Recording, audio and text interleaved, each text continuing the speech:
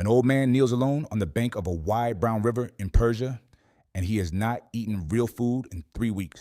You can see him there if you try, knees pressed into wet clay, eyes raw from fasting, lips cracked from 3 weeks of mourning he never explained to anyone. His name is Daniel. He is not young anymore. He has survived the king's furnace threats, a den of lions, the fall of one empire, and the rise of another. Nothing in 80 years of exile prepared him for what is about to happen on this riverbank, and nothing you've ever pictured about angels has prepared you either. The men standing near him see nothing, no light, no figure, nothing at all, and yet something passes over them anyway, a current, a pressure in the air you'd feel on the back of your neck if you were standing there. And they turn and run without looking back, leaving Daniel alone on the riverbank with whatever it is they could not see but somehow still felt. Daniel turns, and Daniel sees a man dressed in linen, a body like polished bronze, a face like lightning. And before this messenger speaks a single word, Daniel's strength drains out of him like water through his fingers. His face hits the ground. He cannot lift his head. He cannot lift his arms. If you've ever had your knees go weak from shock, picture that feeling multiplied past anything your body has ever actually done. Here's what most people miss about angels in the Bible. You picture soft robes, gold halos, gentle smiles on Christmas cards. This is not that story. This is not a story about comfort. This is not a story about beauty. This is a story about 6 people across the pages of Scripture who saw something not of this world. And every single one of them hit the ground like they were already dead before a single word of comfort reached their ears. Stay with me, because by the end of this video, you'll understand something most churches never teach you. The collapse, the terror, the total loss of strength. You'll watch it happen to a frightened girl in Nazareth. You'll watch it happen to shepherds in a dark field. You'll watch it happen centuries later to an old exile on a volcanic rock at the edge of the world. Daniel falls first. He will not be the last, and you're about to see why that matters. You need to go back further than Daniel to understand where this pattern starts.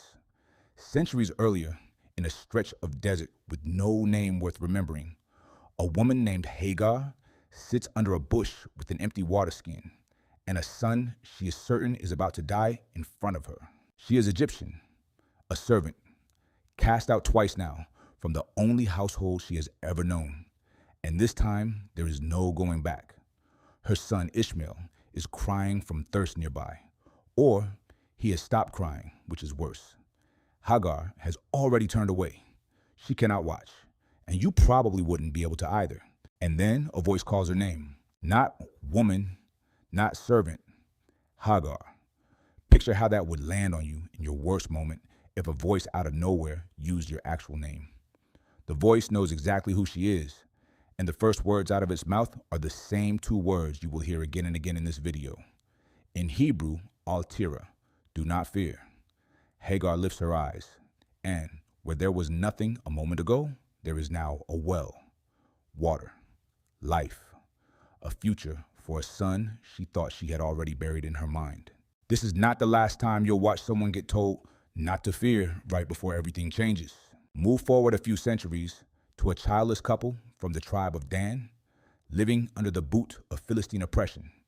Manoah and his wife have spent their whole marriage absorbing the quiet shame of having no children, until a visitor appears to the wife alone in a field with a promise that should be impossible. She will have a son. He will be set apart from birth. He will begin to rescue Israel. When she runs to tell Manoah, she describes the visitor's face in a way that should stop you cold. The Hebrew word she uses is Nora. It means awesome, yes, but the root of the word yor is the same root behind every fear not you've heard so far in this video. It means dread. It means a face that makes your knees forget how to hold you up. Manoah asks the visitor to return, and he does. And when the messenger ascends into heaven inside the flame rising off their altar, Manoah is certain they are both about to die. We have seen God, he says. We will surely die. But here's the part nobody tells you about this story. It is not Manoah who steadies the room. It is his wife. The woman who first saw the Nora face, The dread-inducing face is the one who turns to her terrified husband and tells him calmly that if God meant to kill them, he would not have accepted their offering. He would not have shown them all of this. Hope, it turns out, does not always arrive shouting. Sometimes it arrives as a woman quietly correcting her husband's fear with better math. And you have to wonder how many times you've needed exactly that kind of voice in your own panic. So far, you've watched two families in two different wildernesses, centuries apart, hear the exact same first words from something not of this world. Do not fear. Hagar heard it. Manoah's wife essentially lived it. If this pattern is already giving you chills, wait until you see how big it gets. Before you keep going, hit subscribe and tell me in the comments which name in this video you'd recognize least, because the next 4 people you meet include some of the most famous moments in the entire Bible. It gets stranger from here, and you're going to want to see this part. Picture a man hiding inside a wine press, threshing wheat in secret, because Midianite raiders have been stripping Israel's fields bare for 7 straight years. His name is Gideon, and by every measure that matters, he is the least impressive man available. The Jewish historian Josephus, writing centuries later, describes this same period as one of total collapse, with Israel's people driven into hiding, their harvest stolen, their confidence broken down to nothing. Gideon is a symptom of that collapse, not an exception to it. And if you'd met him that week, you wouldn't have picked him either. And this is where it gets remarkable. The angel of the Lord sits down under an oak tree and tells this hiding farmer that he is a mighty warrior, chosen to save his entire nation. Gideon argues, Gideon doubts, Gideon asks for proof twice, which, if you're honest, is probably exactly what you would have done too. And only after the angel's offering goes up in a sudden flame does Gideon realize, far too late, exactly who he has been arguing with. Alas, sovereign Lord, he cries, I have seen the angel of the Lord face to face. He is certain this means death. The Lord's own voice answers him directly. Peace. Do not be afraid. You are not going to die. Pay attention to this, because the pattern you've been tracking is about to leap forward 500 years and land somewhere far more familiar to you. An old priest named Zechariah is alone in the temple sanctuary, the one place in the entire building where almost no one is ever allowed to stand. When the angel Gabriel appears beside the altar of incense, Zechariah is gripped with fear. Gabriel tells him not to be afraid and promises him a son in his old age, a son who will prepare the way for someone greater. Months later, the same Gabriel appears again, this time to a teenage girl in a town so small and unimportant that you'd have no reason to know its name either. Mary is greatly troubled at the sight of him. Do not be afraid, Mary, he says, and then tells her she will carry the Son of God in her body. Now watch what happens next, because the pattern doesn't stop with one girl in one house. Out in a dark field outside Bethlehem, a group of shepherds watching their flocks at night are suddenly engulfed by the glory of the Lord breaking across the sky. And they are terrified, genuinely, physically terrified, the kind of terrified you'd feel too, before the angel says the only words that could possibly follow. Do not be afraid. I bring you good news of great joy. Now hold on to all of that, because everything you've seen so far, Daniel's collapse, Hagar's water, Manoah's altar flame, Gideon's winepress, Mary's troubled heart, the shepherd's terrified field, has been building toward one final scene. The last one, the biggest one. And it happens to a man who already knew Jesus better than almost anyone alive.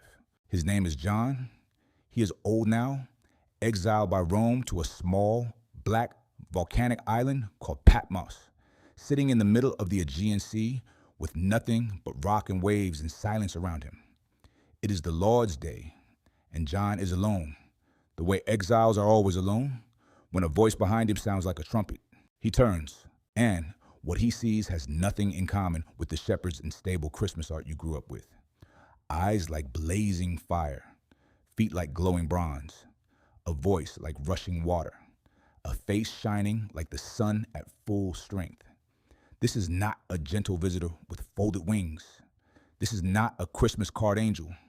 This is not a soft figure meant to comfort a tired old man on a lonely island.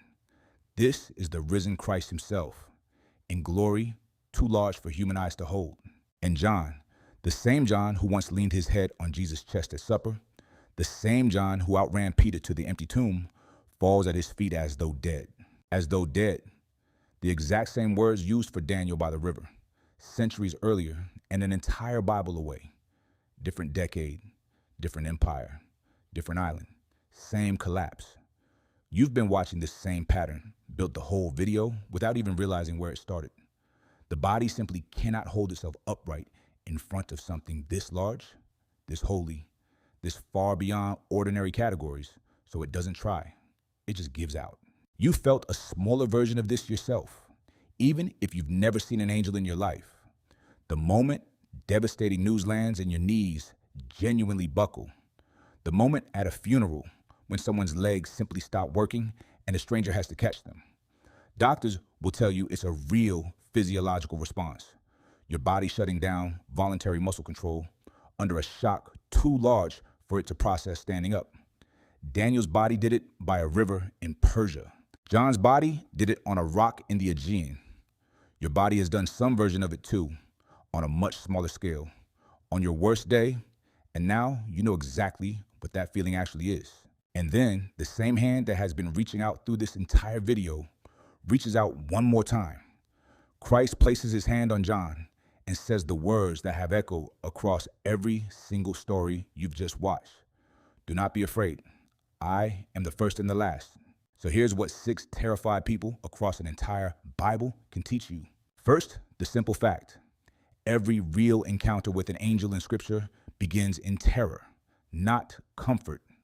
Not one person you met in this video felt warm and reassured before they heard otherwise.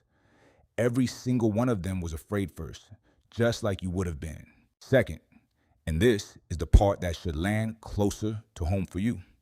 Do not fear is never spoken to people who have nothing to fear. It is spoken to a servant about to watch her son die, to a couple convinced they're about to be struck dead, to a farmer hiding from an empire, to a girl whose whole life is about to be rearranged, to an old man alone on a rock at the edge of the world. If you've ever felt like your own fear disqualifies you from being spoken to by God, everything you just watched says otherwise. And third, the words that follow the fear are never judgment. Not once. Not to Hagar, not to Gideon, not to John. Every single time, the very next words are an invitation into something larger than the fear itself. So tell me, out of everyone you just watched fall to the ground, whose moment would have broken you the most? Hagar in the wilderness? Manoah at the altar? John on that island, falling at the feet of the risen Christ? Tell me in the comments, because the same hand that caught every one of them is still reaching out to you the exact same way today.